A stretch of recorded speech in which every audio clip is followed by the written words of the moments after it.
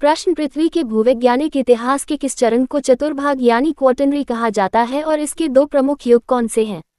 उत्तर, भूतल विकास के चौथे चरण को चतुर्भाग कहते हैं जो हिमयुग यानी प्लाइस्टोसीन और अभिनव युग यानी होलोसीन में विभाजित है।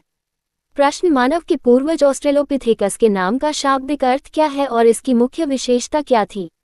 उत्तर, इसका अर्थ है दक्षिणी बंदर रूपी प्राणी। यह प्राणी 2 पांव पर चलता था और इसका पेट घड़े के आकार का था।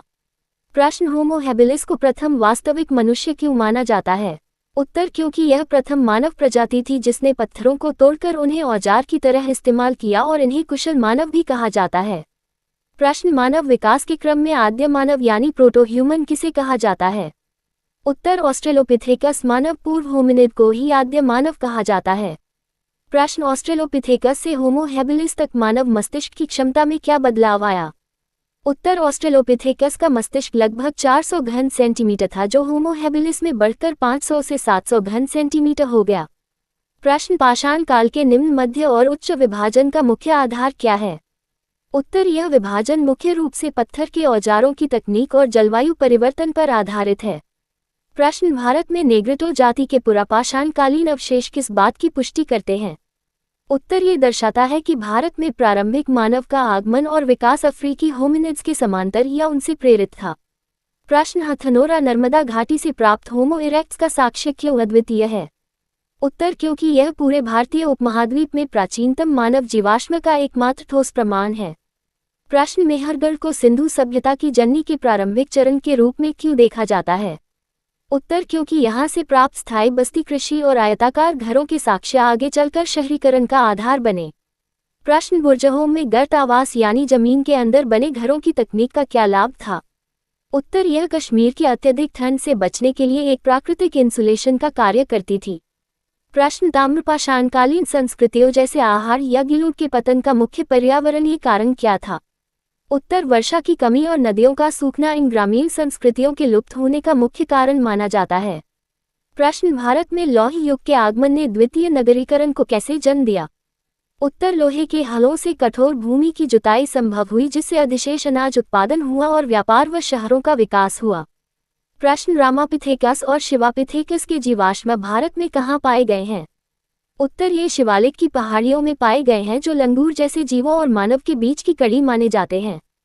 प्रश्न, होमो इरेक्ट्स प्रजाति होमो हैबिलिस से तकनीकी रूप से कैसे श्रेष्ठ थी?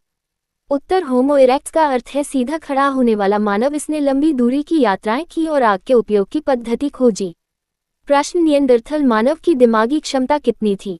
उत्तर, निएंडरथल मानव का मस्तिष्क 1200 से 1800 घन सेंटीमीटर के बीच था। प्रश्न, आधुनिक मानव यानी होमो सेपियंस का उदय कब और कहाँ हुआ? उत्तर, इनका उदय लगभग 1,15,000 वर्ष पूर्व दक्षिण अफ्रीका में पाषाण युग के अंतिम चरण के दौरान हुआ। प्रश्न, मध्य पुरापाषाण काल में जैस्पर और चर जैसे पत्थरों के प्रयोग का क्या महत्व था? उत्तर, इससे औजार पहले की तुलना में अधिक पैने और छोटे बनने लगे जिन्हें फलक उपकरण कहा जाता है। प्रश्न, उत्तर भारत की सोहन संस्कृति और दक्षिण भारत की मद्रास संस्कृति में मुख्य अंतर क्या है? उत्तर, सोहन संस्कृति पेबल औजारों के लिए प्रसिद्ध है जबकि मद्रास संस्कृति हैंड एक्स यानी हस्त कुठार के लिए जानी जाती है। प्रश्न, मानव की रचनात्मकता और चित्रकला के प्राचीनतम प्रमाण कहाँ मिलते हैं? उत्तर, उच्च पुरापाषाण काल के दौरान भीमबेटका जैसे स्थलों पर नक्काशी और चित्रकला के प्रमाण मिलते हैं। प्रश्न, कोल्देहवा उत्तर प्रदेश का धान साक्ष्य वैश्विक स्तर पर क्यों महत्वपूर्ण है? उत्तर, ये दर्शाता है कि भारतीय उपमहाद्वीप में चावल की खेती स्वतंत्र रूप से लगभग 6 से 7,000 ईसा पूर्व से हो रही थी। प्रश्न, अतरंजीखेड़ा में लोहे के साथ मिले गैरिक मृदभान किस बात की पुष्टि करते हैं? उत्तर, ये ताम्रपाषाण काल और लौह युग के बीच के संक्रमण और उत्तर भारत में आर्यों के विस्तार के प्रारंभिक चरणों को दर्शाते हैं। प्रश्न, भारत में प्रागैतिहासिक पुरातत्व का जनक किसे माना जाता है? उत्तर, रॉबर्ट ब्रूसफुट को भारत में प्रागैतिहासिक पुरातत्व का पिता माना जाता है जिन्होंने 1863 में पल्लवरम मद्रास में पहली हस्त कुल्हाड़ी खोजी थी। प्रश्न, बेलन नदी घाटी जो मिर्जापुर उत्तर प्रदेश के पास है इसका क्या महत्व है? उत्तर, यहाँ निम्न पुरापाषाण काल से लेकर नवपाषाण काल तक के उपकरण और पशुओं के जीवाश्म प्राप्त हुए हैं। प्रश्न, मध्य पाषाण काल के सबसे बड़े स्थल के रूप में किसे जाना जाता है?